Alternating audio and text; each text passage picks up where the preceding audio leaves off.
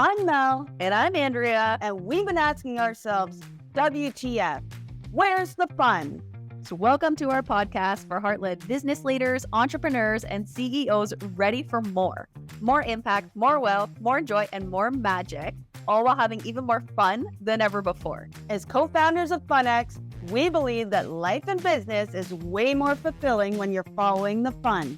So we're flipping the script on success, giving you permission to create from a whole new paradigm where you can have a lasting impact while nurturing your well-being and having a freaking blast along the way. So join us each week for engaging solo episodes and real conversations with experts who are embodying this new paradigm of leadership, spiritual wealth, business growth, and of course, fun. If you're ready to reignite your spark, make bold moves, and lead from a whole new energy, let's jump in and have some fun. Welcome back to WTF. Where's the fun? I'm Mel. And I'm Andrea. And today we are going to discuss misconceptions. Either misconceptions placed on yourself by yourself or misconceptions placed on you by others. Yeah, this was actually a topic I shared with one of the groups that I'm in. Like, what is it that you want to know? And she said, what are the misconceptions that people have about you? And I was like, that is such an interesting question. Yeah. So I think there's misconceptions that we also have that other people have. Like, I think this person has this misconception on me, which actually might be a misconception to begin with. Yeah. So why don't we start with, what do you think is one of the misconceptions people have about me? Oh. And one of the biggest misconceptions, so not just any, but like, what do you think are some of the biggest? I think social media plays a huge role in misconceptions that people have about you or others because it's a highlight reel, really. Yeah. And they don't see a lot of the behind the scenes stuff or private stuff that doesn't get shared. So I think a misconception that people have about you is that you are strictly professional. Like, you show up a certain way, you deliver a certain way, and that you are just this really serious professional person. And in my eyes, I don't see that. Yes, when you're on stage, yes, when you are hired to do something, you show up at 120% and you give it your all. You are professional. But then, like, I think a misconception is that people don't know how funny you are. Like, I'm hilarious. And so I had to marry someone that's equally even more hilarious. More. Yeah. And I just, like, people close to you really do see it because you've let them see it. Yeah. I think that's if you want to know if you're like, I think close in my life, you'll know, or you'll experience my humor. Yeah. And I agree. I actually, You're one of the funniest people I've ever met. and I'm silly and I'm playful. I think actually if we were to like, And you're offside a lot. Like, I think people think that I'm offside. You go way offside. It's just, sometimes you just don't say offside things. Like, I say offside things all the time because I don't give I think shit. maybe I'm just more filtered in my approach, but I agree. I think a lot of people think that I'm more proper. Yeah. Than you. Yeah. What's a misconception people have about me? So I think, and I think this is like the yin and the yang of it as well. So it's kind of funny because I think they think I'm more serious, whereas typically I'm probably the less serious one out of us. Yeah. And then I think the misconception for you is that you're just all fun. Yeah. And you're just saying things that are maybe sometimes shocking or slightly over the line, but really you're very wise. You're very, I think, sensitive. You're very caring and kind. So I don't think they see more of your softer side. Yeah. I think you're right. And I think there's probably reasons why people have a misconception. So why do you think people have misconceptions then? Well, I think people see only one side of people, whether it is through social media or how people show up professionally, or how people show up. Maybe you only see a person in a social setting. So you're only seeing them in their relaxed nature and fun nature. So you're not seeing them in their professional role where they probably show up way differently than they would around like a group of friends. It's true. It's almost like we put people in boxes, but Mhm. sometimes we put ourselves in boxes too.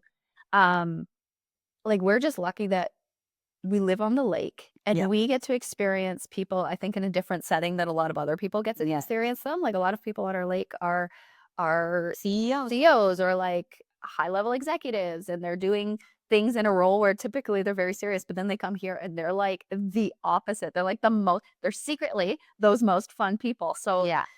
it's true. We can put people in boxes, but we can also like do that with our family, our friends, ourselves. And I think that's Yeah.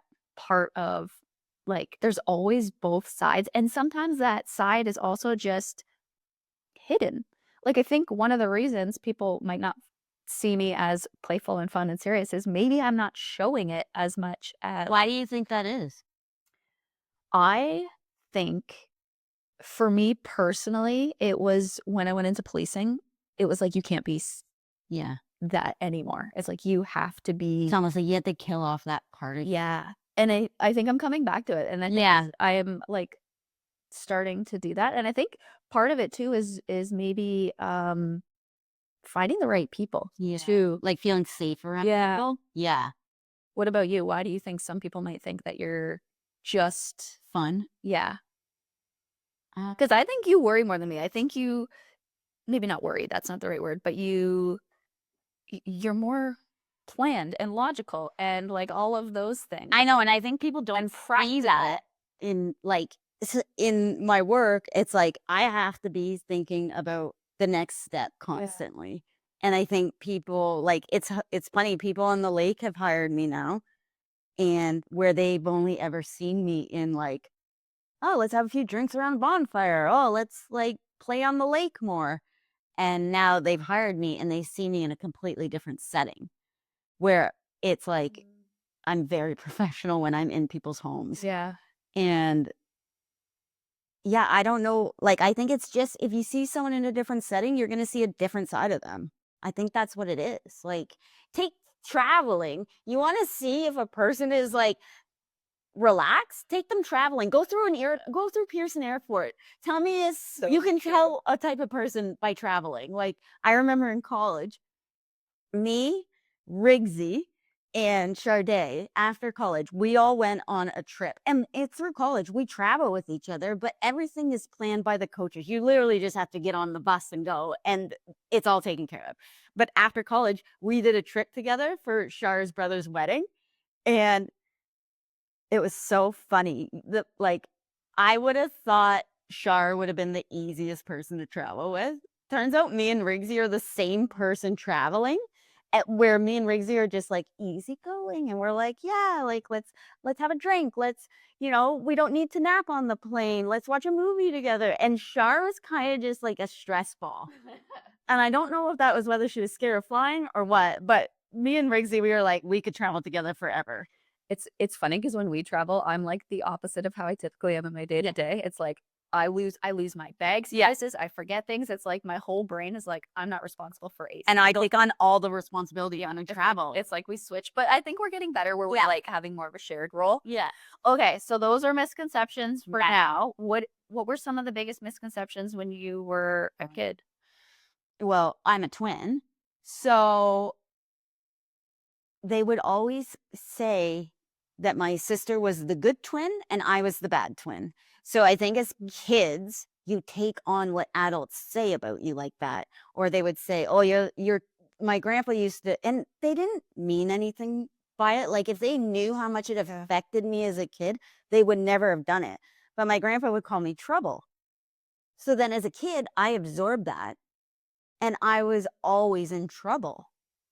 And I think just like all the work we've done, um, I really watch what I say around kids and I don't call them like trouble or the good one or the smart one, like because they will take that on. And I don't think as adults you realize how much kids really take that on unconsciously they take it on. Yeah. Um, so yeah, I think a misconception was that I was like the bad girl, the bad twin. When in my heart, I always knew, like, I was like, "That's not true. I'm really a good person." Like, I always knew. And then I think another misconception was that, like, I wasn't the smart twin. Like, I was just the athletic twin. So and back then, movies portrayed athletes as being dumb, right? It's not like today where athletes are super scholared. And so I think because I was so good at sports naturally, still am, um, that I was, like, not smart, and I took that on as a kid too. Yeah. What do you think for you? Oh, There was a misconception as a child. I think one misconception, and then I was actually thinking about this, like, why was I upset about this? And I wasn't even upset, but, like, unconsciously, I think it impacted me, was, like, people would be like, "You're good at everything, like, everything comes easy to you." And I think there is definitely a level of truth there, like, I do have a lot of ease, but I think what people weren't seeing is I'm probably one of the most committed, consistent people, and I practice things to the point where it is so effortless. Like, even school, like, yeah, I graduated college with 98%, and I put a lot of work in. So it was like I was almost justifying how much work I was putting Yeah, in, and then I was like, almost like, maybe I'm too good, like, even sports. Like, we did track and field, and I would come in first in everything, but I practiced at home, and I yeah, love, like, those are the things that I loved being really good at. I loved excelling. So I think part of me unconsciously was like, "Oh, maybe I'm showing too much ease. I'm too good at this. mhm, So maybe I need to put some struggle in my path so people can see that I'm struggling." It's like, that's not helpful. yeah. Today's episode of WTF Where's the Fun is sponsored by The Fun Experience, a curated mastermind for established business owners, entrepreneurs, and CEOs ready for more. More magic, more joy, more wealth, and more fun than ever before. So if you're ready for a peer-to-peer mastermind that's helping you to embody more leadership, more impact, and make bold moves, The Fun Experience is where it's at. So I think the misconceptions can also, yeah, like, shape a personality, all Yeah, these things, but I think it's also important to become conscious of these aren't even necessarily, some of them actually might even be our beliefs, and then other people are just reflecting them back to us. yeah, But some of them are just from when we were kids. yeah. So what if somebody has a misconception for themselves? I think it's just, like, as an adult, Yeah. I think it's just a matter, like, are you why do you have that misconception? Where did that come from? Is that even yours still? And if the misconception is, like, I know a lot of people come to us and they say, like, "I'm not fun." You know what? You're probably the funnest person. Yes. You've probably just put all these restrictions on you, or, like, you don't feel comfortable around the people that you're around. So, like, maybe find the group Yeah. that makes you feel comfortable where you can be fun and silly, and you don't have to be that to everybody. I think that's such a great example because I see this every time I do a talk. Yeah. Somebody comes up to me and they're like, "I'm not a fun person." And I'm like, "Guaranteed you are a fun person. You're Yeah. just judging your level of fun or your type of fun compared to someone Mhm. else's." Mhm. So it's like, what is fun for you? Or another, Or some people too have a misconception that I'm kind of a bitch sometimes. And it's like, maybe I'm not a bitch. Maybe I just not showing a soft side around you because I feel like I can't. Like, so, like, I think if people have misconceptions about people, they should ask, what side of them am I not seeing? Because the truth is, everybody has two sides. Like, everybody has everything. this is actually something that we learned Yeah. from training with Dr. John DeMartini. He has, it's called the DeMartini method. And you actually Have every trait. go through the process of consciously finding the opposite side of someone. So let's say you think somebody is this person's always mean to me. It's like, okay, it's impossible for them to always be mean. Yeah. There are times when they're being nice. Find where that is, and then you can see both sides. And sometimes it's just not, um it's buried. Or, like, sometimes people just put people on pedestals, Right. teachers or, like, a coach um, or, like, sports people. Like, they Yeah. put them on a pedestal and they're only seeing one side of this person. Or I think as a society, we can also judge certain traits as good traits and bad traits. Well, they're mean, that's bad, or they're assertive, that's good. Like whatever the thing might be. Yeah. So that was actually something for me that was like so you were the bad twin, quote unquote. I always had to be the best at things, So you're always performing. performing and also the good girl. Yeah. So if I was assertive or if I was standing up for myself, it's like, well, that's bad. No, it's not. There's certain times where Yeah. there's benefits and drawbacks to both. So it's like, there's going to be times when you're mean. There's going to be times when you're nice. There's going to be times when you're happy. There's going to be times when you're like literally all the traits. Yeah. So it's like, it's the misconceptions are, well, maybe it's actually true. There are times when you might be a bitch, but there's times when you're like super sweet. Yeah. Or Good as pie. yeah. So I don't know.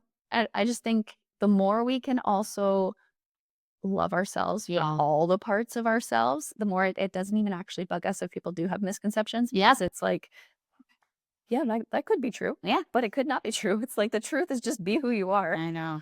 So yeah, I think just think about for yourself, anyone listening, just what are the misconceptions that you might have and just like mull it over and be like, are these true or are they not? And let us know. We'd love to hear about them. Yeah, I love that. Okay. So stay tuned for the next episode. Thanks for listening to WTF. Where's the fun? We're Andrea and Mel, and we're so excited to be on this journey with you to see how fun it can get. If today's episode brought a little bit more fun into your world, be sure to subscribe, share with a friend, and leave us a review. And remember, life and business is so much better when you're following the fun. So let's have some fun.